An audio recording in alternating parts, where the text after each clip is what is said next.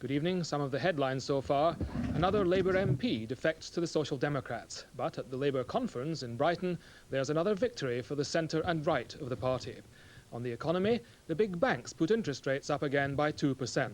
But the Chancellor blames the rise on high wage settlements and warns that these must be cut back. Now these stories and the rest of the news with subtitles. The Scottish MP who founded the Manifesto Group, Dr. Dickson Mabon, has left Labour for the Social Democrats. He left the Labour Party conference at Brighton today and will meet his constituency workers in Greenock tonight. Dr. Mabon has been an MP since 1955, and at the last election he had a majority of more than 11,000. The Labour Party conference has rejected a proposed constitutional change which would have given control of Labour's manifesto to its National Executive Committee. First, it narrowly approved the idea, but then rejected it on a second vote, leaving control to a partnership of the NEC and Shadow Cabinet MPs. But the conference did vote 3-1 to leave the EEC without a referendum. Interest rates are going up again by 2%. That's the second increase in just over 2 weeks. This means that overdrafts will cost more immediately, and the banks are already putting up their mortgage rates. The building societies will now almost certainly put up their rates too by 2 or even 3%. An average new £15,000 mortgage over 25 years would cost about £23 more a month before tax relief allowed. On the foreign markets, the rise in interest rates pushed the value of the pound up against other currencies. Immediately after the announcement, share prices fell by 10 points, but rallied later and ended up less than 1 point down. The Chancellor of the Exchequer, Sir Geoffrey Howe, has warned that living standards will have to go on falling. Speaking just after the lending rates rose, he stressed that the government had no alternative and was still on the right course. Sir Graham Page, the Conservative MP for Crosby on Merseyside for 28 years, has died aged 70.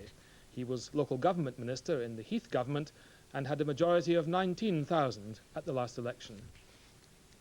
In Lebanon, 30 people are thought to have died, with more than 100 injured, in a car bomb explosion in the Palestinian quarter of Beirut. The explosion happened early this morning in an area of the city which houses key offices of the Palestine Liberation Organization. Kuwait has said that 3 Iranian planes attacked and set fire to an oil storage plant about 25 miles from the Iraqi border. Although part of the plant was completely destroyed, the fire is now said to be under control and there are no reports of any casualties. Members of the print union, the NGA, are at the headquarters of the TUC for talks on the dispute which is threatening the Times and the Sunday Times. The owner of the papers, Rupert Murdoch, says he'll stick to his ultimatum that he'll close them if agreement isn't reached by Monday. A big search is underway around Catford in South London for 4 prisoners who escaped from a prison van.